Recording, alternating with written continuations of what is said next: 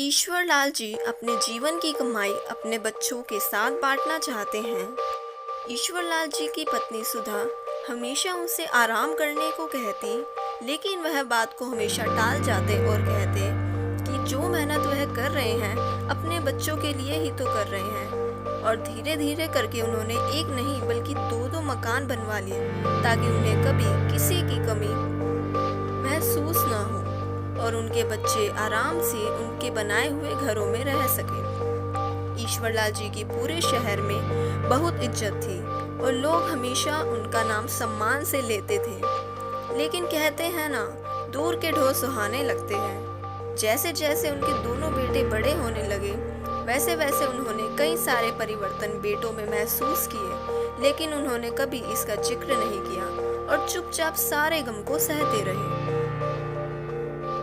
एक दिन ईश्वरलाल जी का बड़ा बेटा विनय उनके पास आकर कहता है, पिताजी मुझे अपनी पढ़ाई आगे जारी रखने के लिए बाहर जाना है, क्या आप मुझे पैसे देंगे? यह बात सुनते ही ईश्वरलाल जी ने तुरंत हाँ कर दी और देखते ही देखते उनका बेटा कुछ दिनों में बाहर पढ़ाई करने चला गया। इस प्रकार से छोटे बेटे सुनील को भी उन्होंने पैसे दिए और जिसके बाद सुनील भी बड़े शहर में सेटल हो गया।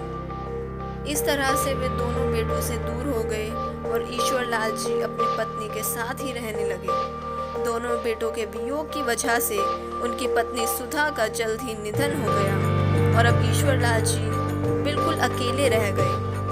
कुछ ही दिनों में उन्हें बेटों के घर जाना पड़ा क्योंकि अब ईश्वरलाल बूढ़े हो चले थे। तभी पड़ोसी ने ईश्वरलाल जी से कहा, आपके बेटे आपकी तरफ मुड़कर भी नहीं देखते और आपने उनके लिए क्या कुछ नहीं किया। इससे अच्छा तो हमारा बेटा हरिया है जो हमारे साथ ही रहता है। भले ही उसने पढ़ाई ज़्यादा नहीं की, लेकिन अब हमें अपनी सेवा के लिए किसी दूसरे पर निर्भर नहीं रहना पड़ता। पड़ोसी की इन बातों से ईश्वरलाल जी का सीना छलनी हो गया और उनकी आंखों में आंसू आ गए। जिन लोगों का ईश्वरलाल जी के सामने मुंह नहीं खुलता था, अब समय की वजह से वह ही ताने देने से पीछे नहीं हट रहे हैं। मन को समझाते हुए वे अपने बड़े बेटे के यहाँ चले जाते हैं, जहाँ उनके पोते पोतियों के द्वारा उन्हें बहुत प्यार मिलता है। लेकिन बड़ी बहू का स्वभाव थोड़ा सख्त रहता है। वह कभी खाने में कम मसाला डालती तो कभी जानबूझकर खाना कम बनाती है।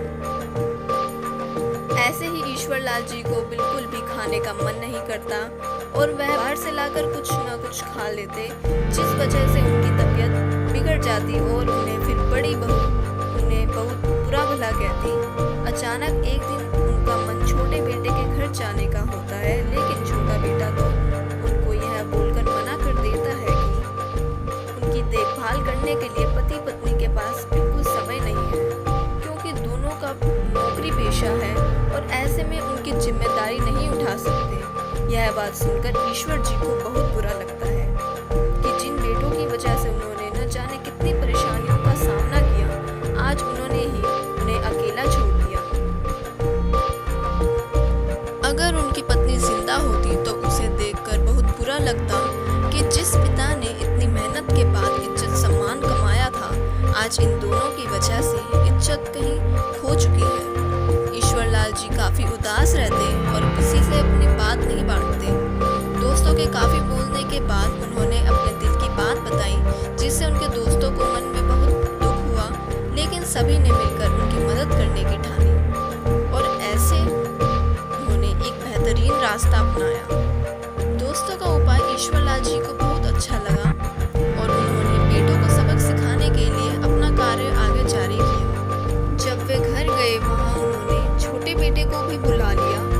उन्होंने यह कहा कि उन्हें जायदाद का बंटवारा करना है। लालच से भरे हुए दोनों बेटे और बहू वहाँ आ जाते हैं। तब ईश्वरलाल जी उनसे कहते हैं कि वे अपना पुश्तैनी घर बेचना चाहते हैं, जिसमें लगभग 4 करोड़ रुपए मिलने वाले हैं। उन्होंने तो सोचा था कि दोनों बेटों को 2-2 करोड़ रुपए बांटेंगे, लेकिन बेटे और बहू के व्यवहार की वजह से अब 4 करोड़ रुपए अनाथ आश्रम में दान कर देंगे। यह सुनकर तो बड़े बेटे और छोटे बेटों के पैर तले जमीन खिसक जाती है और वे अपने पिताजी के पैर दबाते हुए कहते हैं, अरे नहीं पिताजी, इसकी क्या जरूरत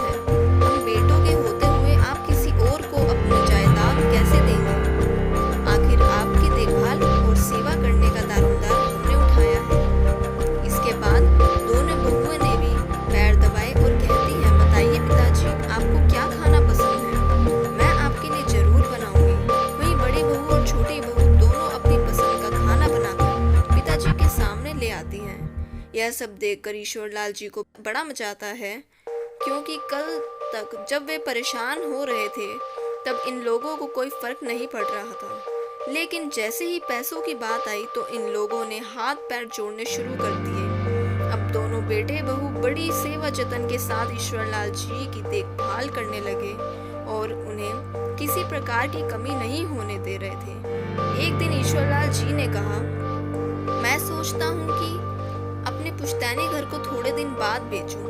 तब एक अनुमान के अनुसार 10 करोड़ रुपए मिल जाएंगे। यह सुनकर तो बेटे बहू ने तुरंत हामी भरी और बड़े बेटे ने कहा, हाँ पिताजी, आपकी जब इच्छा हो आप तब बेचिएगा, और वैसे भी उन पैसों को तो आप हमें ही देने वाले हैं। उस दिन के बाद से ईश्वरलाल जी के प्रति बेटे और बहू का व्यवहार बिल्कुल बदल गया, जिसे देखकर ईश्वरलाल जी के दोस्त भी खुश हो रहे थे और ईश्वरलाल जी टेढ़ी उंगली करके घी निकालना सीख गए। पैसों के लालच में बेटे बहू ने उनकी खूब देखभाल, बहुत ज्यादा सेवा जतन की, जिसकी वजह से अब बेटे बहू की आदत भी पिता का ख्याल रखने की हो चुकी थी और वह पिता को पर्याप्त मान सम्मान देने लगे थे, जिसकी इच्छा उन्हें बहुत दिनों से थी। अब ईश्वरलाल जी को समझ आ गया था कि आज के जमाने में चतुर बनना बहुत जरूरी है।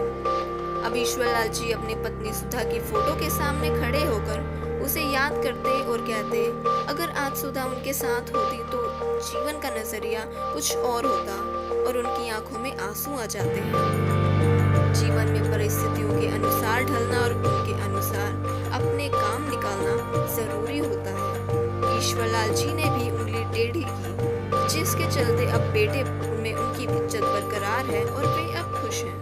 धन्यवाद।